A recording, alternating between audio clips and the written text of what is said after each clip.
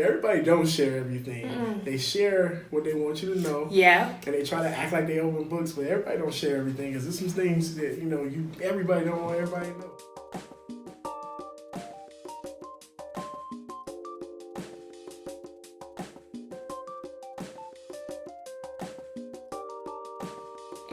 Hello. It's Miss Champagne B, and thank you for joining me with Back to Black, where we talk with Columbus's small businesses and entrepreneurs. Yeah, I'm not a small business though. I'm a big business. Ooh. I'm huge. Today with me, I have Mr. Zaire of Rebel Life Media. You thought I forgot what RLM meant, didn't you? I'm one of his biggest fans. I trust you. I stalk him on Amazon. So we'll get into that. But Rebel Life Media, which is also RLMFIlms on Instagram. So we're having a big businessman here. Big business. Tell me about Rebel Life Media. Oh, wow. Rebel Life Media.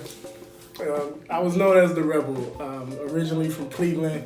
And I moved to Columbus back in 2008, actually.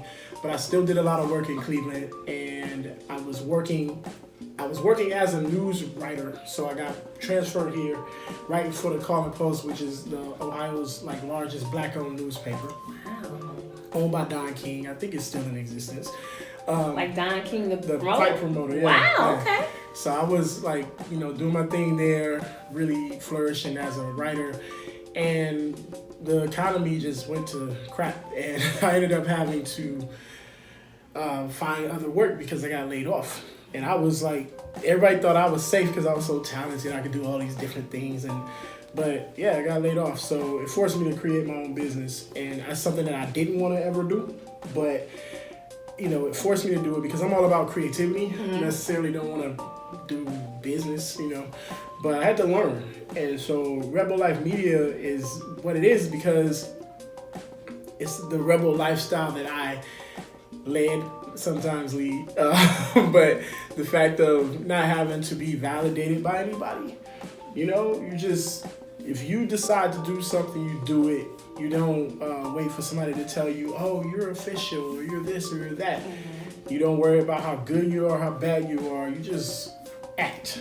And so I did what I had to do. I created media outlets over the years, multiple ones, but the last few years, I've been really focusing on my filmmaking, and that's really been important to me. I have 38 projects on Amazon Prime and Amazon Video right now. I just work nonstop. I go. Don't make any excuses. Don't worry about, I don't have enough money for this. I never worry about money. I just work. And there are no excuses. And so, the whole rebellion thing was just to rebel against the word no, to rebel against resistance, and to just make your own way. So you talk about that right now. Your focus is on films and making movies. What type of genre would you say you are, if you could classify what you do? Any genre I want to be. For real, I think that sometimes we put ourselves in places where society tells us to be. And so we got you got artists that they're so talented, they can do so many things, but they only just do hip hop, and they only do the hip hop they think that sells. Like me, I'm versatile. I can make movies about politics. I can make movies about sex. I can make movies about sports. I can make movies about love. I can make movies about war. Whatever. There's no boundaries in my world. And that could be a detriment at times too. So you gotta know when to reel it in, But at the same time, Stevie Wonder, Prince, just artists like that don't get stuck in, you just make black music. Nah. You make art for the world. You do things that you test boundaries. You do things that no one could ever think you could do. You make things sound ways that no one could conceive previously, and you constantly make history. So I'm not in a genre. I guess my genre right now is short film because, you have a world that's moving fast now. Everybody, was checking this out, checking that out. So I stopped making long movies and just started making short films.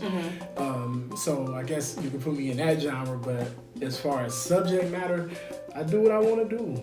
You know, Wow. Bobby Brown, my prerogative. You know? Well, that's dope because you're not held to anything like you got to hurry and make this many or you got to make X amount or you got to do all this in order for you to thrive. You just do what feels right, do what strikes you in the moment, right? Yeah, and I do is I mean like I said, I put out 38 projects, 38 titles right now. Mm-hmm. That includes like some episodic titles and stuff like that too. So if I got like 38 titles, this is all within the last 3 years.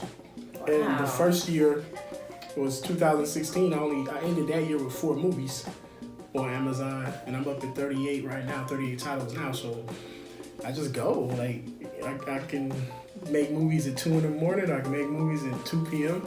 I don't have anybody saying, "Hey, do it now." You know, so whenever I feel like doing it, and I had to believe in myself enough to stop working for other people and just go. I know that now. Yeah. I know you said you got laid off, so you did. That's what prompted you to start that. But were you nervous about working for yourself and also being able to pay the bills? Well, when I got laid off, I actually was still trying to work for other people.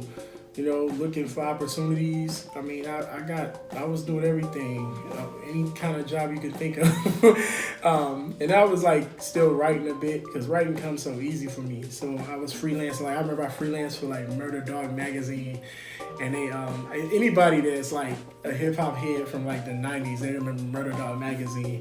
I don't know if they're still in existence, but they're out of the Bay Area, and I was writing for them like freelance. And I remember they sent me a nice check, and they allowed me to write about whoever. So I was writing about people from Cleveland and just throwing them in the magazine, and people was like, "How are you doing this?" You know, that type of thing. But then, like once again, like the industry kind of just died out. So I just had to find work wherever. Mm-hmm. And you know, the last job I worked for someone else was in 2016. And I was gonna quit anyway. I had to quit like a month before I decided to. It was just time, you know. I got offered positions. They were like, "Yo, we're gonna give you this and give you that." And meanwhile, while they were offering me things, I saw them taking things away from other people. And I'm like, man, if I take what they've given me, they can take it at any moment, just like the last job did, you know. So, I mean, I'm fortunate, you know. I got good support at home, you know, great wife and children and things of that nature. So I'm fortunate for that. So it's like we lean on each other, you know. Mm-hmm. But as far as just fear, like, I mean, you have your moments every few days where you go, "Oh, what's about to happen?" But yeah. But I think it's most entrepreneurs, right? It's just I just believe in myself, and I do. I really do. I think that I've been blessed with everything I need to make it, and I just have to make it happen, you know. So the only thing that stops me is if I decide to be lazy or, you know, don't push myself to the furthest that I can push myself, or if I let distractions hold me down. But I feel like for the most part, just staying positive and just believing in yourself no matter what. Like that's the main thing. Like I always just keep looking forward. Like you know, you can get bogged down on mistakes, what you didn't do right, what you said to somebody, all of that. But stuff don't matter because it's old. You know, right. I got another movie to make. I got another project to do. And if I hurt your feelings, sorry, but can't do nothing about it now. You're you know? right about that, because sometimes like something negative, like somebody might say something to me, and it really shouldn't matter to me, but just the kind of demeanor that I have, I'm like, you know, how could I have done better? But like you said, it's in the past, so you know you can apologize and then move the hell on, right? And then you know it is what it is. We all did something to somebody, and somebody's done something to us. That's life.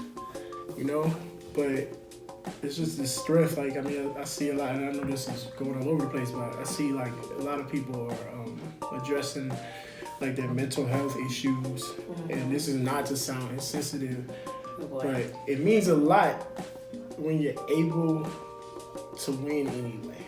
Ooh. You know, like no matter what's happened, no matter who did what to you, when you're able to accomplish what you set out to do, when you're able to lead a happy life and not be bitter towards people, and toward even like when you're not able, when you're able to not beat yourself up, because if you sit and think about every bad thing you've ever done, you can go to some really dark places, and it leads to counterproductive behavior, you know? So that's what's real. I just think that a lot of that mental health is being able to move on. It's like Herbie Hancock. I heard him say, for those of you who don't know, Herbie Hancock is like legendary musician and an educator and all of that. But he was talking about jazz, and I love jazz. Like, I grew up playing trumpet. So like I learned how to master that instrument, and that's what gives me the confidence that I have, because I learned how to play an instrument where I can do anything I want, and so I take that and I move that into like making movies. Whatever I do, I think I can do whatever I want. And that comes from playing trumpet. But he said that when you play jazz, like, there's no such thing as a bad note. It's just better choices. So in life, and I don't even think he created that quote, but that's something I think he said, as other jazz musicians say that. But also what he said was that if me or you are on stage playing and you're playing, my job isn't to judge you. My job is to enhance whatever you do. So if you playing whatever you play, my job is to go, okay, let's make this even better. It's not to go, how'd you missed that note, or you did this, or why would you play like that? That does not lead to progression. That does not lead to the end of the song. That does not lead to completion and to great things.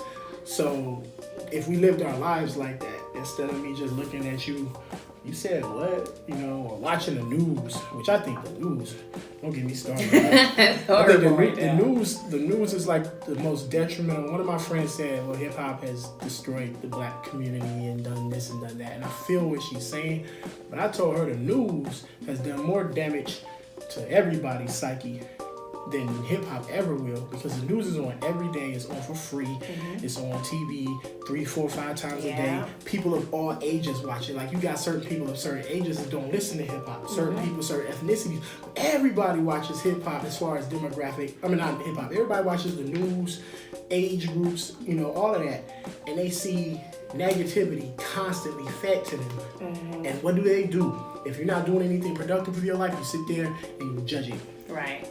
You go, those people, they ain't doing nothing. Oh, I can't believe they did this. And you sit there watching story after story about people killing and robbing and all this. Ain't nothing telling you to be a better person. Ain't nothing showing you how to be a better person. So, wow. It's what it is. And I think that, well, let me not say it's what it is. It's a plan for that. That's planned. That's programming. And programming is planned. It's not done by accident. You know what I'm saying? So you either gonna buy it into it, or you gonna create what you think it needs to happen. And that's what I do. Like, I create what I feel needs to happen. I create the positivity that I want. I vote with my work. Everybody was voting last week. Good job, great, do your thing. But I vote every day with my work and the people that I invest in and the people that I believe in. There's so many people I see that are great. They don't need no public office. They need to just have people to constantly push them and to constantly invest in them. Absolutely. Platforms, or even some people, they have their own platform, They just need more people to kind of shine light on what they do, or to just encourage them to keep going. It's cool. You're doing great. Good job. Right. Because we got enough people to tell you you're doing bad, Gosh. Yes, we do.